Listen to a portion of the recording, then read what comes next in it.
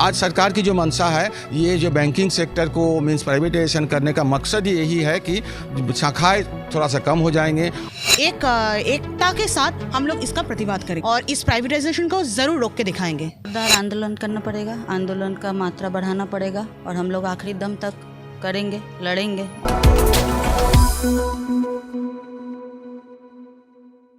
दोस्तों नमस्कार, मैं प्रकाश चंद्र और आप देख रहे हैं इस वक्त युवा शक्ति न्यूज़, हर खबर पैनी नज़र। दोस्तों बैंकों में जिस प्रकार हम सभी जानते हैं कि कम से कम 40% जो हिस्सा है वो महिलाओं के लिए है और जब हम लोग जाते हैं बैंकों में और महिलाओं से मिलते हैं तो कहीं ना कहीं जो हमारी जो समस्या है वो बहुत ही बेहद ही आसानी तरीके से वो लोग जिस प्रकार से घर में समस्या को सॉल्व कर देती हैं उससे बैंकों में भी सॉल्व हो जाते हैं। लेकिन कहीं ना कहीं अब निजीकरण की जो तलवार है वो लटक रही है और महिलाओं को इससे काफ़ी नुकसान होने जा रहा है। हमारे साथ ये AINBF के करता धरता है संजय दास, उनसे पूछेंगे सर, निजीकरण जो चल रहा है, तलवार जो लटक रही है, अब लग रहा है कि जो तलवार है पूरे अब गर्दन पर आ गई है और ख़ासकर इससे महिलाओं को खासा नुकसान होने जा रहा है। 40% की हिस्सेदारी है बैंकों में, क्या कहेंगे? देखिए, आज जो निजीकरण की जो सरकार की जो मंशा, ये फिर से अब सही बोल रहा है कि फिर से तलवार हम लोगों के ऊपर आने वाला है। और बैंकिंग सेक्टर जो है, ये बैंकिंग सेक्टर में ये 40 से 50% जो हमारे जो महिला कर्मचारी है, बैंकिंग सेक्टर को माना जाता है महिलाओं के लिए थोड़ा बहुत अच्छा जगह है काम करने के लिए, क्योंकि इन लोग उच्च शिक्षित है, हायर एजुकेशन ले करके ये आए हैं। ये बैंकिंग सेक्टर ही जो है इन लोगों के लिए अच्छा काम करने का जगह है। आज सरकार की जो मंशा है, ये जो बैंकिंग सेक्टर को मीन्स प्राइवेटाइजेशन करने का मकसद ही यही है कि शाखाएं थोड़ा सा कम हो जाएंगे और ये जो संयुक्तिकरण जो हो रहा है इसका चलते शाखाएं बंद हो रहा है। शाखाएं बंद होने का मतलब होता है कि कर्मचारियों को भी थोड़ा सा बाहर जाना पड़ेगा और ये महिला कर्मचारी को अगर बाहर जाएंगे तो ये लोग कहाँ जाएंगे, क्योंकि अभी जानते हैं कि यही लोग अच्छा सेवा प्रदान करते हैं, क्योंकि ये माँ की जात होते हैं। इसीलिए इन लोगों का जो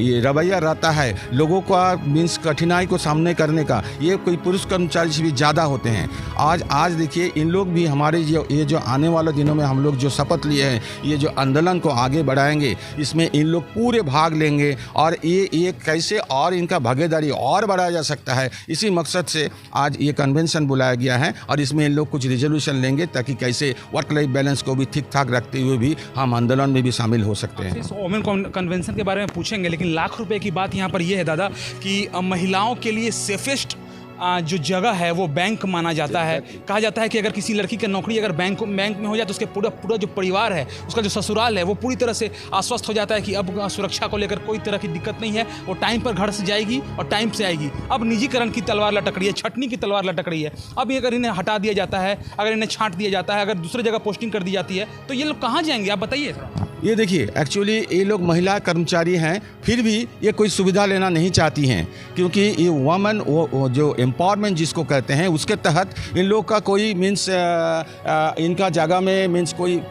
खराब जगह में भी हो, इनका पोस्टिंग होता है। देश की कोने कोने जो शाखाएं हैं उसमें भी हमारे महिला ऑफिसर है और वो सेवा प्रदान भी करते हैं। और ये अभी जो क्या है वो डिग्निटी के थोड़ा सा इनको थोड़ा सा उनमें भी थोड़ा सा आघात आ रहा है और ये चाहता है कि हम डिग्निटी के साथ हम ये बैंकिंग सर्विस में सेवा प्रदान करें और ये हमारे जो चीज़ है हमारे थोड़ा सा मान्यता दे कि और ताकि गवर्नमेंट इसको प्राइवेटाइज करके हमारे जो नौकरी का जो प्रावधान इसको बंद ना करे, क्योंकि हम लोग बेहतर सेवा प्रदान करते हैं। ये हमारी दुर्गा बाहिनी है, दुर्गति नाशिनी। अभी दुर्ग मीन्स ये बैंकिंग सेक्टर का ऊपर या देश का ऊपर आम जन का ऊपर जो दुर्गति आने वाला है, ये लोग ये दुर्गति को नाश करने के लिए लोग प्रतिबद्ध है, इसीलिए आज ये कन्वेंशन। मैं आपसे एक सवाल लूँगा, लेकिन उससे पहले हमारे साथ कुछ महिला ऑफिसर्स हैं बैंक की, उनसे पूछेंगे। मैडम, जो अब समस्या आ रही है,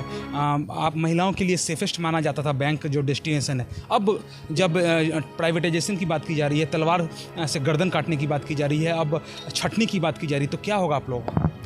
यही तो सबसे बड़ी समस्या है कि अभी प्राइवेटाइजेशन एकदम गर्दन पे लटक रहा है। तो हम लोग एक साथ एकजुट होकर हम लोग इसका प्रतिवाद करेंगे और हम लोग एक नारी शक्ति एकता के साथ हम लोग इसका प्रतिवाद करेंगे बस, और इस प्राइवेटाइजेशन को ज़रूर रोक के दिखाएंगे। और अगर कहा जाए कि अगर सरकार फिर भी नहीं सुनती है तो फिर आप लोग क्या करेंगे? जोरदार आंदोलन करना पड़ेगा, आंदोलन का मात्रा बढ़ाना पड़ेगा और हम लोग आखिरी दम तक करेंगे, लड़ेंगे और तो बाकी तो देखिए, आखिरी दम तक लड़ने की बात कर रही है। संजय दा हमारे साथ हैं। संजय दा, ये जो वुमेन कन्वेंशन है, इसका मुख्य मोटिव क्या है, आप थोड़ा दर्शकों को बताएं। मोटिव है क्या, वुमेन